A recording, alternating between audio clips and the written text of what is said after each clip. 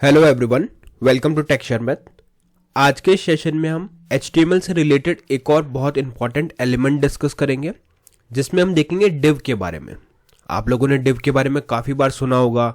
In fact कई projects में आप लोगों ने देखा भी होगा, डिफरेंट डिफरेंट टाइप के डिव्स वहाँ पे क्रिएट किए जाते हैं और डिफरेंट डिफरेंट पर्पज से क्रिएट किए जाते हैं। ठीक है, तो इस सेशन में हम मेनली यही डिस्कस करेंगे कि डिव होता क्या है, और इसके अपकमिंग सेशन में भी हम सेपरेट इसके यूज केसेस देखेंगे, है ना। क्योंकि डिव को एक्सप्लेन करना बहुत ही सिंपल है। जस्ट एक आप बोल सकते हैं कंटेनर है जिसमें हम हमारी चीज़ें ऑर्गेनाइज करते हैं, बट उसके यूज केसेस डिफरेंट डिफरेंट है। अलग अलग कंडीशन पे अलग अलग तरीके से हम डिव का यूज कर सकते हैं।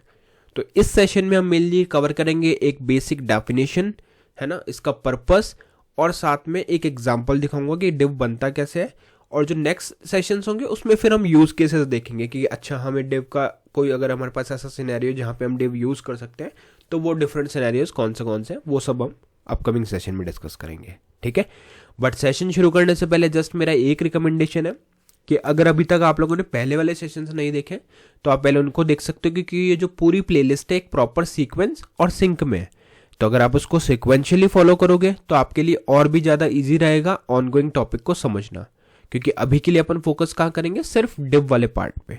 बट उससे पहले एट्रीब्यूट्स हमने पढ़े, फॉर्म्स, लिस्ट, टेबल्स, ये सब चीज़ें हम कवर कर चुके हैं। और जैसे मैंने बताया, सब सेशन एक दूसरे से कनेक्टेड है ना। तो बेटर यही रहेगा कि आप उनको भी पहले देख लो, जिससे आपको थोड़ा सा अंडरस्टैंडिंग हो जाएगी कि क्या हमारा ऑनगोइंग टॉपिक चल रहा है।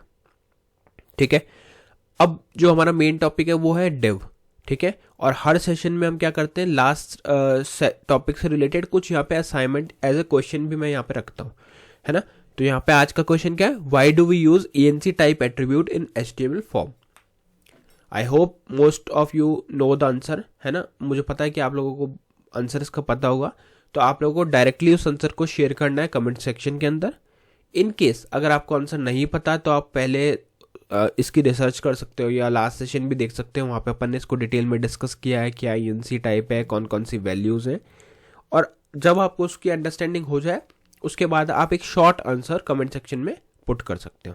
ठीक है, इससे क्या होगा, इससे एक बेनिफिट तो ये होगा कि आप लोगों को इंटरव्यूज़ और जो भी आप एग्ज़ाम के प्रिपरेशन कर रहे हो उसमें हेल्प होगा, रिकॉल होंगी चीज़ें बार बार। और दूसरा, जिन लोगों को इसके आंसर नहीं पता वो डायरेक्टली कमेंट सेक्शन से भी रेफर कर सकते हैं कि करेक्ट आंसर क्या है। और जो कंसिस्टेंटली करेक्ट आंसर शेयर करेगा उनको अपकमिंग सेशंस में स्पॉटलाइट भी किया जाएगा। ठीक है, तो आई थिंक आज का ये पर्पस हमें क्लियर हुआ होगा इस क्वेश्चन का।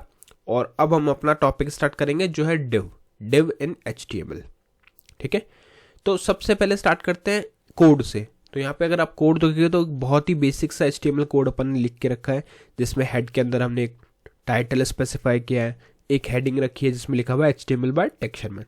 इसके अलावा हमने यहाँ पे कुछ भी अभी तक कोड नहीं किया।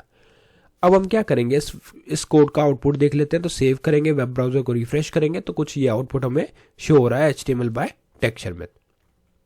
अब हमारा नेक्स्ट टारगेट क्या है, हम डिव पढ़ने वाले हैं। तो सबसे पहले तो हेडिंग डाल देते हैं उस चीज़ के लिए, जिससे स्क्रीन से भी हमें समझ में आए कि हमारा टॉपिक क्या है। तो यहाँ लिखेंगे डिव एलिमेंट इन HTML। ठीक है, ये हमारा आज का टॉपिक रहेगा, div element in HTML। H2 में हमने इसकी हेडिंग यहाँ पे स्पेसिफाई कर दी। अब बात करते हैं डेफिनेशन की कि डिव की डेफिनेशन क्या है।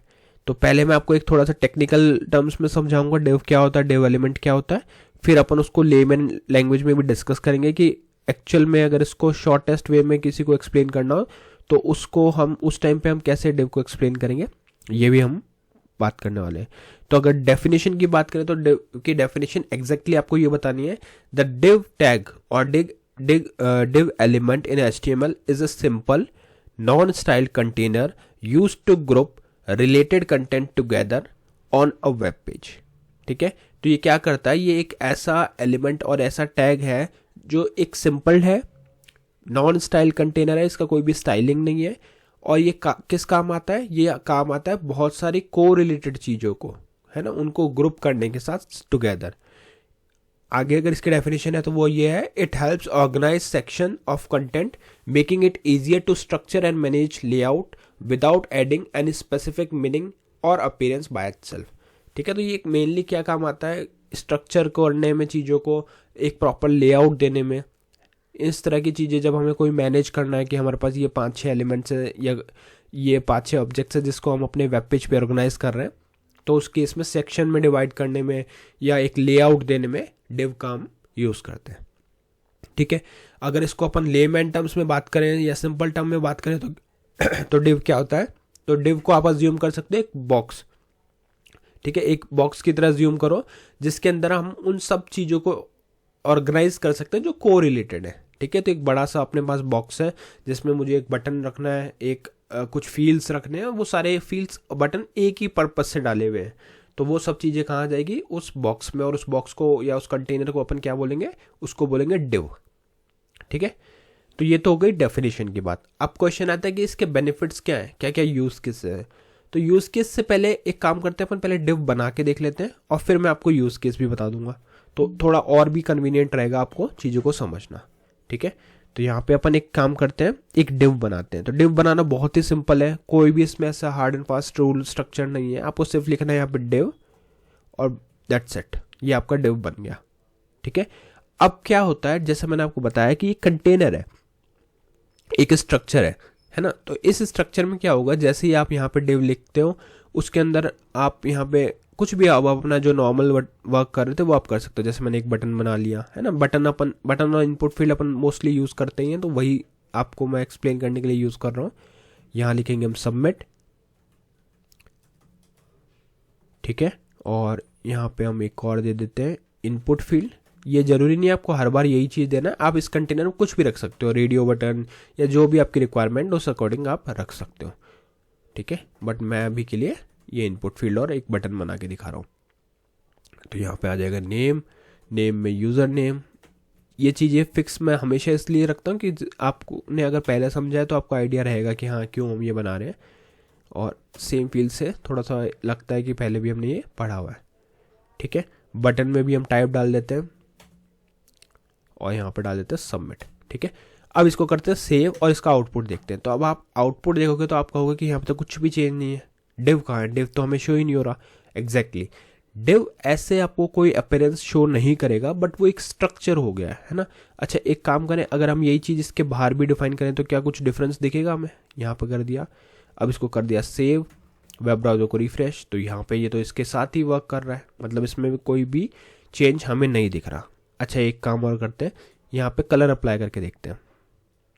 यस, वैसे अपन ने अभी तक CSS पढ़ा नहीं, बट फिर भी मैं आपको एक बार स्टाइल का एक एट्रीब्यूट बस यूज़ करके दिखा रहा हूँ। जैसे अपन ने यहाँ पे एक्वा यूज़ किया, सेव किया, वेब ब्राउज़र को रिफ्रेश किया, तो यहाँ पे कुछ चेंज आया, इस पर कोई भी इम्पैक्ट नहीं आया। यहाँ पे अब इसको विड्थ हाइट दे के देखते हैं, हाइट देते हैं। ठीक है, हाइट दिया यहाँ पे हमने 100px, सेव किया, वेब ब्राउज़र को रिफ्रेश किया, तो यहाँ पे आपको दिखा कि कुछ तो चेंज हुआ, बट क्या? अब इसको शो करने के लिए अपन ने एक चीज़ यहाँ पे ऐड करनी है, जो है बैकग्राउंड कलर। हमने क्या कलर सेलेक्ट किया था, बैकग्राउंड कलर किया, सेव किया, वेब ब्राउज़र को रिफ्रेश किया, तो अब आपको जो एक बॉक्स दिख रहा है इसी को अपन क्या बोलते हैं? डिव। तो ये पूरा जो बॉक्स है इसी को अपन डिव बोलते हैं कि एक कंटेनर है। और हमने देखो यहाँ पे विड्थ नहीं दिया। अच्छा, अब अगर मैं इसकी हाइट हटा देता हूँ,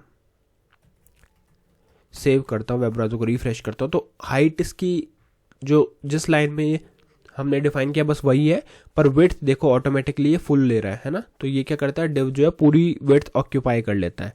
बट अगर आपको उसको स्पेसिफिकली हाइट और विड्थ देनी है तो क्या वो पॉसिबल है? देखते हैं। देखो यहाँ लिख देंगे px, विड्थ भी डाल देते हैं और यहाँ डाल देते हैं 50%, सेव करते हैं, वेब ब्राउज़र को रिफ्रेश करते हैं, तो देखो 50% और 200 या 100 पिक्सल्स हमने दिया था, तो वो यहाँ पे डिव बन गया। तो ये एक जो बॉक्स बना इसी को अपन क्या बोलते हैं? डिव, जो एक ये कंटेनर बना। अब इस कंटेनर में हम क्या कर सकते हैं? इन सब चीज़ों को ऑर्गेनाइज कर सकते हैं। अब जैसे जो बाहर था डिव के, वो देखो बाहर अलग से शो हो रहा है। अब अगर मैं इसको यहाँ से कॉपी करके कट करके और यहाँ पे ही पेस्ट कर देता हूँ, तो ये इसी डिव के अंदर अकोमोडेट होगा, है ना। तो इस तरह से अब जैसे मुझे एक इनपुट फील्ड यहाँ चाहिए, फिर बटन चाहिए, फिर एक और फिर यहाँ पे बटन, इस तरह से मैं कुछ लेआउट बनाना चाहता हूँ, एक सेक्शन बनाना चाहता हूँ उस पूरे पेज के अंदर, तो हम क्या यूज़ करते हैं? डिव का यूज़ करते हैं।